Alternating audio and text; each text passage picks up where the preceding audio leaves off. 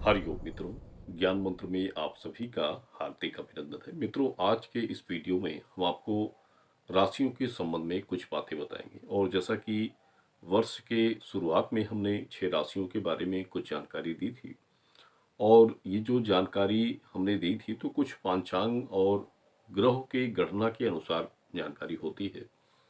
देखिए, वर्ष के शुरुआत में जैसे 15 जनवरी से 15 जून तक सूर्य उत्तरायण के समय होते हैं। 15 जून के बाद शेष दिसंबर तक, यानी दिसंबर अंत तक सूर्य दक्षिणायन में हो जाते हैं। तो उस समय कुछ राशियों पर इसका प्रभाव होता है। और जो शेष जैसे कुछ राशियां हैं, तो शुरुआत में उनके लिए ये प्रभावशील होता है, और मध्य जून के बाद यानी आधे जून के बाद बाकी की जो राशियां होती हैं उनके ऊपर ग्रह परिवर्तित होते हैं। यानी सभी को अवसर मिलता है सूर्य उत्तरायण और दक्षिणायन का समय का। सबसे मुख्य बात होती है कि किसी भी राशि पर ग्रह प्रभावित होते हैं, यानी मुख्य रूप से अगर गुरु और बुध ग्रह प्रभावित होते हैं तो उन राशियों के लिए सब कुछ अच्छा होने लगता है। यानी एक तरह की सबसे बड़ी खुशखबरी उनको मिलती है। वो चाहे आपके पुत्र संतान के लिए हो, संतान के लिए हो, धन, मकान, नौकरी, व्यवसाय, व्यापार, कुछ भी आप सोच रहे हैं, कर रहे हैं, या किसी की इच्छा है आपको पाने की, तो जब आपके लग्न योग में ये ग्रह परिवर्तित होते हैं, उनका प्रभाव सबसे उत्तम बन जाता है, तो वो इच्छा आप 100% प्राप्त करते हैं। ये एक ज्योतिष गणना का सबसे बड़ा विषय होता है, और इसमें कोई तुक्का वाली बात नहीं होती है, क्योंकि ये गणित जो हमने पहले भी लोगों को बताया है, तो उस गणित के हिसाब से उनके लिए ये जानकारी सच निकलती है। कुछ लोगों के लिए गलत हो जाती है, क्योंकि उसमें भी कारण होते हैं।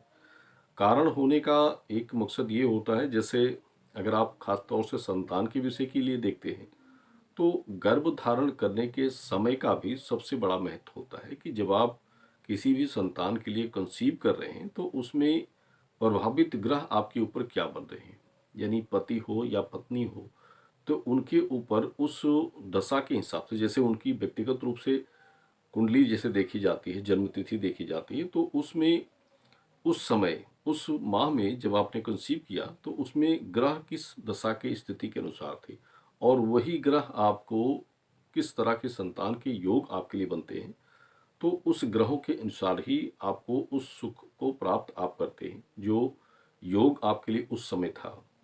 और देखिए, सबसे बड़ी चीज होती है कि गुरु और बुध जब प्रभावित होते हैं, इनकी दशा उच्च हो जाती है, तो आप हर कार्य में सफलता प्राप्त करते हैं। जैसे आप किसी नौकरी व्यवसाय के लिए ट्राई कर रहे हैं, प्रयास कर रहे हैं, नौकरी के लिए इंटरव्यू दे रहे हैं, तो अगर आपको इन शेष महीनों में जब मतलब इनकी दशा आपकी अच्छी बन रही है, तो उसमें आपको खुशखबरी मिलेगी। जिनको संतान जन्म होना है ऐसे महीनों में जब आपके लिए ग्रह प्रभावित है, तो उसमें भी अगर आपको पहले से कन्या है, पुत्र की कामना आप मन में बनाकर रखे हैं कि पुत्र सुख प्राप्त हो जाए, तो वो सुख भी आपको मिल जाता है। वो सोच आपकी पूरी हो जाती है। ये ग्रह का सबसे बड़ा मूल कारण होता है।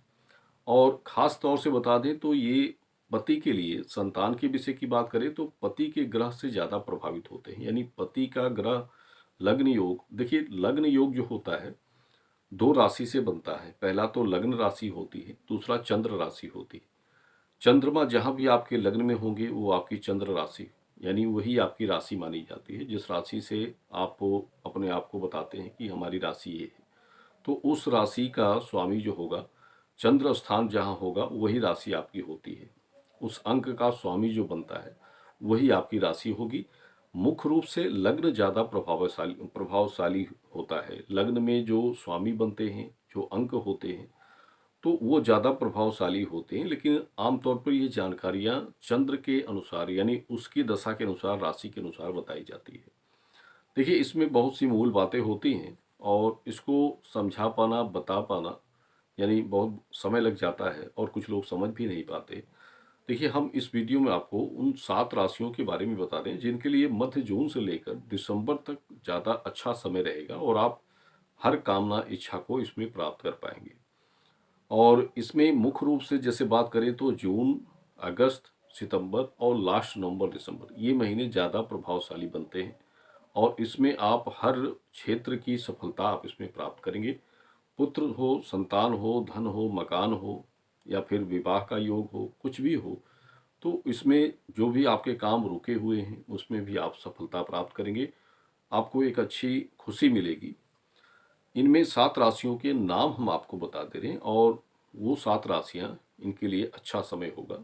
शेष हमने आपको बता दिया जो समय है, तो सिर्फ़ हम आपको राशियों के नाम बता दे रहे हैं और जो शेष राशियाँ हैं उनके लिए भी जैसे एक वो हमने बताया कि लग्न चक्र का समय आपका पहले जो सही होगा तो उनको भी सफलताएँ मिल सकती हैं। लेकिन ये हमारा एक गणित है, तो उस गणित के हिसाब से इन राशियों के नाम हम आपको बता रहे हैं। पहले भी हमने लिखित रूप से आपको ये जानकारी दी थी। आज हम आपको एक दूसरे तरह से बताना चाहेंगे। देखिए, इसमें पहली राशि जो होगी मेष होगी। मेष राशि के लिए सबसे उत्तम समय रहेगा और इसके बाद मिथुन राशि होगी। मिथुन राशि वालों के लिए भी सबसे योग्य समय बनता है। इसके बाद कन्या राशि होगी। कन्या राशि वालों के लिए भी लास्ट नवंबर दिसंबर का महीना ज़्यादा प्रभावशाली होगा। इसके बाद धनु राशि होगी। धनु राशि के लिए मध्य जून से अक्टूबर के समय जो होंगे वो सबसे प्रभावशाली योग समय रहेंगे। इसके बाद सिंह राशि होगी। सिंह राशि वालों के लिए अक्टूबर, नवंबर, दिसंबर ये 3 महीने तो अधिक प्रभावशाली होंगे। यानी इन 3 महीनों का योग जो होगा वो सबसे प्रबल योग होगा। गुरु बुध की दशा आपके ऊपर सबसे प्रभावी रहेगी। इसके बाद बात करें तो मीन राशि होगी। मीन राशि के लिए भी सबसे उत्तम समय योग रहेगा और कुंभ राशि वालों के लिए भी सबसे अच्छा समय बनता है। इनके लिए भी अगर बात करें तो जून से लेकर नवंबर तक का समय सबसे ज़्यादा उत्तम योग समय रहेगा। सभी कार्य आपको इसमें सफल होंगे और ईश्वर की कृपा होगी तो आपके जो भी काम बिगड़े हुए होंगे वो भी इसमें सुधार मिलेंगे। देखिए, ये एक घटना है हमने आपको बताई है पांचांग के हिसाब से, जिस पर हम देखते हैं कि जैसे जिस राशियों पर उनकी दशा स्थिति अच्छी बन जाती है तो ग्रह सबसे बड़े प्रभावी होते हैं। 9 ग्रहों का स्थान आपके 12 अंक में किस स्थान पर सबसे ज़्यादा सही बन रहा है, वही आपका एक समय अच्छा बन जाता है। और ये जो 12 अंक होते हैं, लग्न में आपके 12 अंक 1 से 12 अंक होते हैं, 9 ग्रह होते हैं, तो 12 अंकों के अनुसार एक योगिनी दशा बनाई जाती है। यानी योगिनी दशा चर दशा जो होती है, जो आपके जन्म से लेकर आपके मतलब मृत्यु तक चलती है। उस समय में किस वर्ष में, किस महीने में आपको क्या सुख मिल सकता है, कौन-सी ग्रह दशा रहेंगी, राहु, केतु, बुध, शुक्र, शनि का प्रभाव, साढ़े साती का प्रभाव, ढैया का प्रभाव, ये सब उसमें आपका बन जाता है। तो उसी के हिसाब से जैसे जन्म तिथि देखी जाती है, तो लग्न बनाकर लग्न के ग्रह और अंकों की योगिनी दशा देखी जाती है। तो इससे उस व्यक्ति के जीवन के संपूर्ण भविष्य फल की जानकारी, हर प्रकार की जानकारी निकाली जाती है। तो ये कुछ मुख्य जानकारी थी आप सभी के लिए। धन्यवाद।